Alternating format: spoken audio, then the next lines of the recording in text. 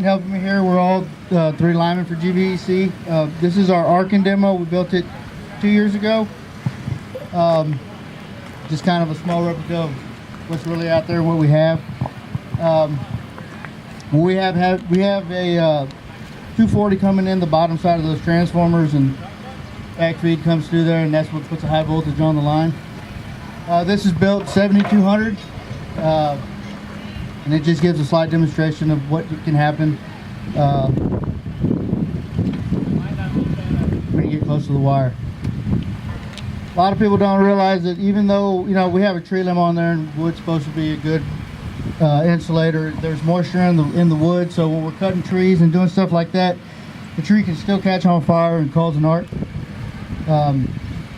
So what I'll have Trent do here, we'll turn it on, we'll go through our protocol and draw a couple arcs and just kind of show you what this can do.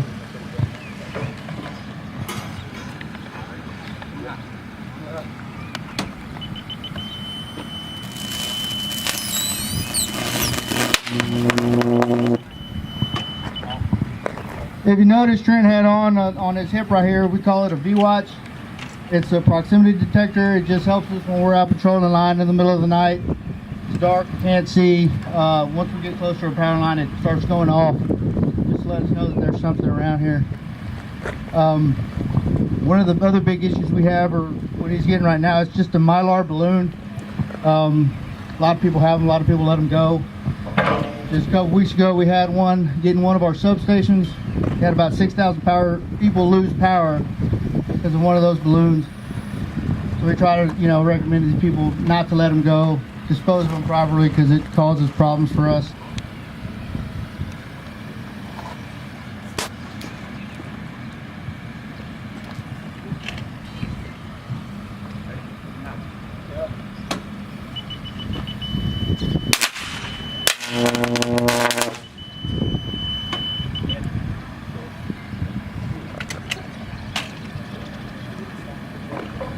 So the flame you see there is just a small arc. It's, like I said, 7200. An average cup of coffee is about 120 to 150 degrees. This arc right here is about 5,000 degrees. Metal melts at 2,800 degrees, so this fire is hot enough to melt metal, so try to avoid it, you know, stay safe. Some of the things we have is like that rubber glove, that rubber line hose he has on the primary up there. Some of the stuff we wear, we all wear FR jeans. They're good flame resistant pair of pants. Our shirts are made out of Nomex. It's just a material out of the fire department wears them. It's a material that is also flame resistant. We all wear our hard hat, safety glasses, and when we work on stuff like this, we have our face shield to protect our face. All our rain suits, all our cold weather gear that we wear is also all FR. We try to keep it clean. We launder our clothes to make sure it stays FR. The rubber gloves that we all wear 30,000 volt gloves. Just allows us to put our hands on the wire when it's energized, because we can't always kill it out. We get our gloves tested every 2 months to make sure they're good. Our rubber line hoses and our blankets, we get those tested every 6 months. Our sticks that are made out of fiberglass, we do them every 2 years. We try to make sure they stay clean.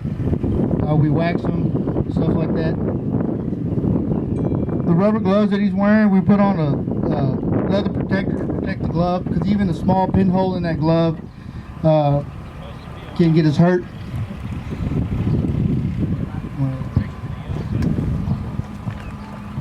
So the next thing we're going to do is just, it's a hot dog. A hot dog is just like us. A hot dog has 70% water, just like our body does. It has a skin and has meat, just like we have muscle.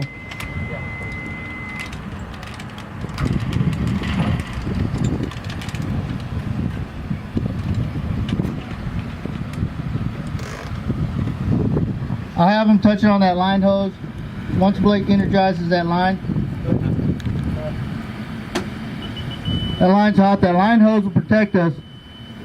But as soon as you come in contact with that wire,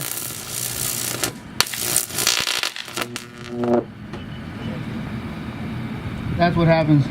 It burns you from the inside. Most of you guys that are linemen kind of understand that, but it's just it's hard to understand till you see it. It's a sound you never forget. It's very unique. So anytime you hear it, you know something's wrong. The biggest thing with this is you can actually see the transformers and stuff like that. What a lot of people in a lot of subdivisions, a lot of the kids, what we teach them is in underground subdivisions, they don't understand that green box is actually a transformer. We do our best to keep them grounded, but if something happens and the case comes unground, it could become energized. These are just transformers that we actually put on a pole, but the big green ones are underground pad mounts that we have in our underground subdivisions, and that's why we recommend 811 when you're doing any kind of fence building, planting trees, stuff like that, just to kind of keep you from having a ball of fire like that.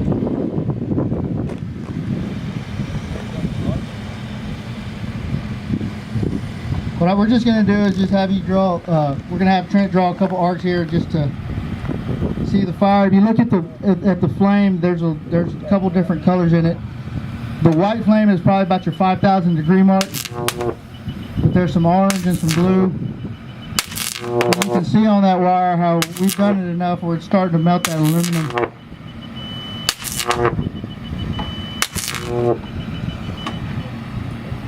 I don't know how many of the different utilities and organizations actually use that V-Watch, but it's a real good, helpful tool that we have. They saved us a lot of time. I mean, I've had instances where I thought a downline device was open and it wasn't. So I highly recommend them.